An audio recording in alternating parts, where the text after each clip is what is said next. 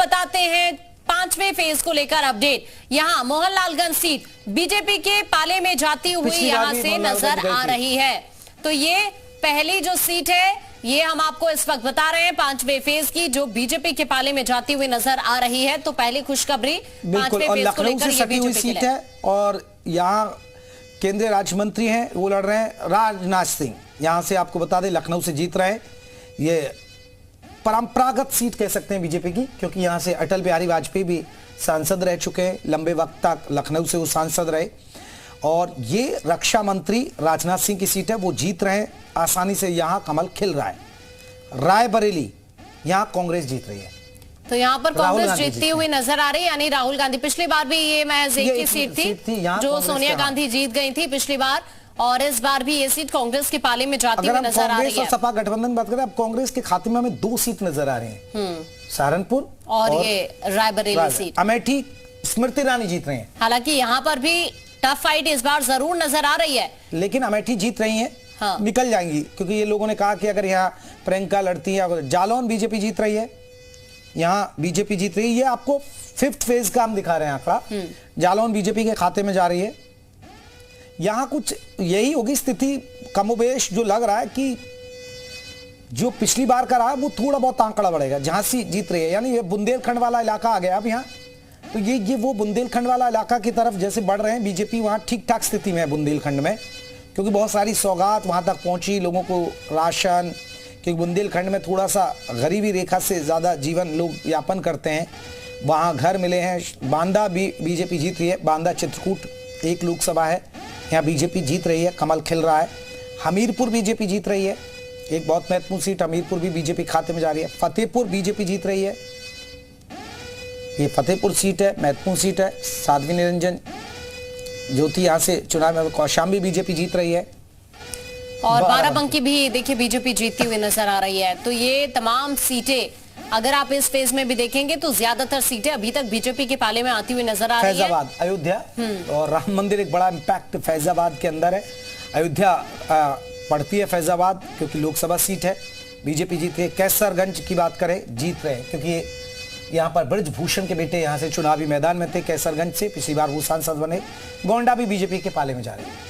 तो ज्यादातर सीटों पर आप 4th फेज में या 5th फेज में भी देखेंगे तो बीजेपी के पाले में आती हुई दिख रही है। महज एक सीट अभी तक आप 5th फेज में देखेंगे कि रायबरेली सीट है जो कांग्रेस के पाले में जाती हुई नजर आई है।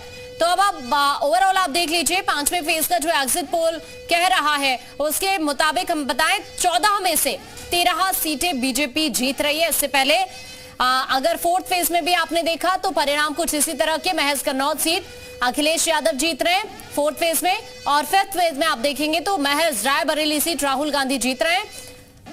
अन्यथा आप देखेंगे कि 13 सीटें बीजेपी के पाले में आती हुई नजर आ रही हैं। 5th फेज के एग्जिट पोल के बारे में हम आपको बता रहे हैं।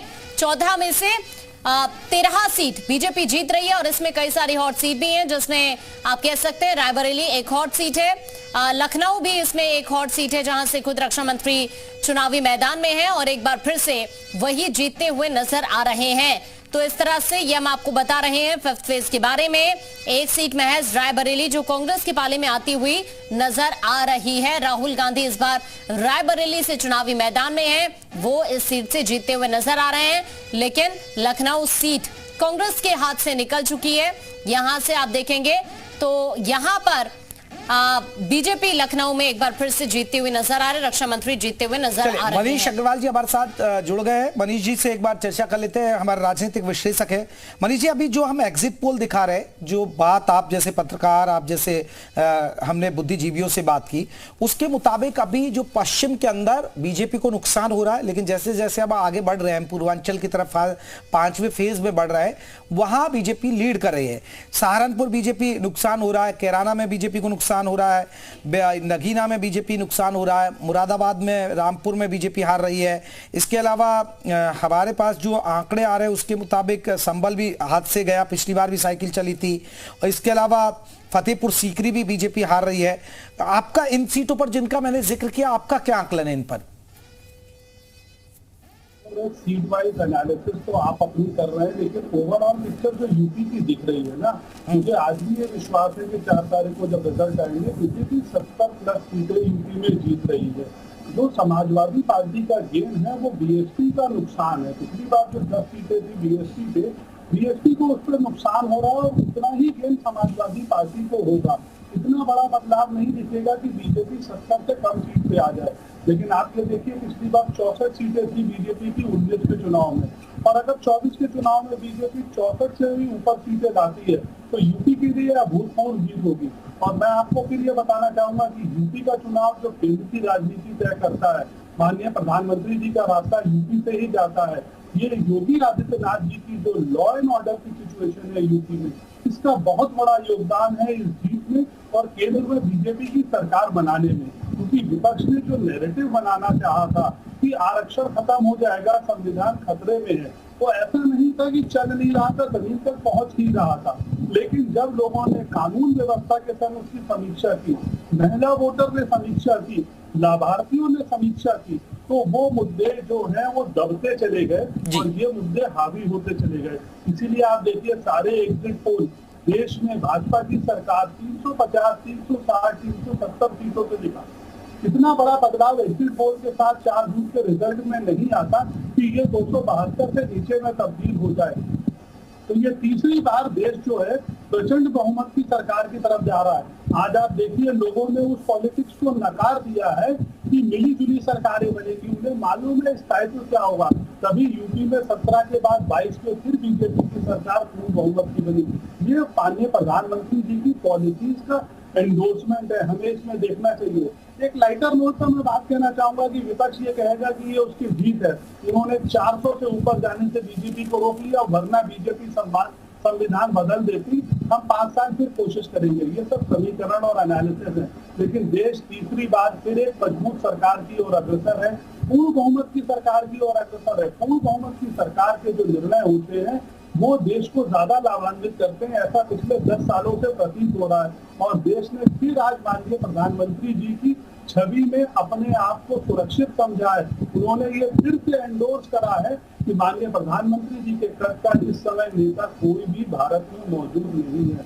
विपक्ष को और देश को इस चीज को समझना पड़ेगा। आपकी जनता को लेकिन मनीष जी जो बीजेपी कह रही थी कि 400 पार, यूपी में 80 सीट, ये तो ठीक है। ये कह सकते हैं चुनावी एक माहौल तैयार किया जाता है और हर पार्टी करती है। ये नहीं हो पाएगा। 400 पार नहीं हो पाएगा, ना ही यूपी में 80 आएंगी। इस बात से तो आप इत्तेफाक रखते हैं ना? इस चीज को हम कैसे डिनाई कर सकते हैं? 1984 में कांग्रेस आई थी 444 की बहुमत से। इस देश ने वो समय भी देखा। मनीष जी वो ठीक है, वो लेकिन इतनी एक वेव नहीं थी, एक लहर नहीं है अब इतनी। मुद्दे हैं, बेरोजगारी है, महंगाई का मुद्दा। क्योंकि मैं ग्राउंड पर रहा, बहुत यूपी में घूमने का मौका मिला। लोग दे रहे हैं कि ठीक है मोदी के नाम पर दे रहे हैं। कई जगह उम्मीदवारों का भी विरोध देखने को मिला, कई जगह उम्मीदवारों से नाराजगी है, लेकिन विकल्प नहीं है तो ठीक है मोदी है तो उनको डाल देते हैं। ये चीजें दिखी हैं। आप बिल्कुल सही कह रहे हैं। ऐसा नहीं है लोग असंतुष्ट नहीं होते। एक परिवार में भी 5 लोग होते हैं तो वो सब एक संग संतुष्ट नहीं होते। लेकिन बाकी 4 लोग अगर ये देखते हैं कि उनके मुखिया का नेतृत्व तो सही है तो फिर वो आगे जाके उन बातों से सहमत होते हैं। मैं ये नहीं कह रहा बीजेपी के सारे कैंडिडेट अच्छे हैं, सब जीत रहे, कहीं कोई कमी नहीं है। एनालिसिस दोनों लोगों को करना होगा, लेकिन विपक्ष के पास एनालिसिस करने को क्यों ज्यादा है? क्योंकि तीसरी बार देश की जनता एक प्रचंड बहुमत की सरकार फिर से ला रही है। देश की जनता उसमें आस्था दिखा रही है। विपक्ष को ये इंट्रोस्पेक्शन करना है कि वो 19 सीटों की दायरे में पिछले 10 साल से घूम रहे थे। आप एक चीज देखिए, 2012 में अखिलेश यादव जी मुख्यमंत्री बनते हैं, उस समय मुलायम सिंह यादव चुनाव जीतते हैं, वो प्रदेश के मुख्यमंत्री बन जाते हैं। 14 में लोकसभा हारते हैं, 17 में विधानसभा हारते हैं, 19 में लोकसभा हारते हैं, 22 में विधानसभा हारते हैं। और अब एग्जिट पोल के नतीजों से ये प्रतीत हो रहा है कि 24 में भी वो लोकसभा हार रहे हैं। तो इन नेताओं को कहीं से एंडोर्समेंट लाना होगा। जनता का जो नेता है वही नेता है। मैं और आप भी नेता बन जाते हैं अगर हमारे पीछे जनता होती। हम आप नेता क्यों नहीं है? क्योंकि हमारे पीछे जनता नहीं है। कांग्रेस जो है राहुल गांधी के नेतृत्व में 14 और 19 के बाद फिर से 24 हार रही है। तो इन लोगों को ये इंट्रोस्पेक्शन करना पड़ेगा कि इनकी नीतियों में क्या कमी है, इनके नेताओं में क्या कमी है। जैसे अभी आप जिक्र कर रहे थे, पहले इन लोगों ने कहा हम एग्जिट पोल का बॉयकॉट करेंगे, 3 बजे एक मीटिंग होती है तो कहते हैं नहीं हम एग्जिट पोल में आएंगे। इन लोगों ने कुछ एंकर्स का बॉयकॉट करा, हर चैनल के एंकर का बॉयकॉट करा। मैं तो आपके चैनल के बारे में भी सुन रहा था कि इसकी टेलीकास्ट जो है पंजाब में रोक दी गई थी कुछ समय के लिए या कुछ दिनों के लिए। तो ये चीजें जो है ना जनता देखती है, जनता ऐसा नहीं है इन चैनलों को नहीं देखती। आपकी रिपोर्टिंग से जनता ठीक है, लेकिन सर अगर पूर्वांचल की भी खास तौर से हम बात करें तो पिछली बार हमने जो परिणाम देखे पूर्वांचल में वो इस तरह के नहीं रहे हैं बीजेपी के लिए, लेकिन इस बार पूर्वांचल को देखते हुए क्या लग रहा है आपको? पूर्वांचल इस बार क्लीन स्वीप होगा। आप देखिए पूर्वांचल में 2 सीटें जो आज वोटिंग में थी, माननीय प्रधानमंत्री जी की सीट है, आदरणीय योगी आदित्यनाथ जी की सीट है। माननीय प्रधानमंत्री जी 5 लाख वोट से जीते। चलिए, परेश जी लौटेंगे आपके पास।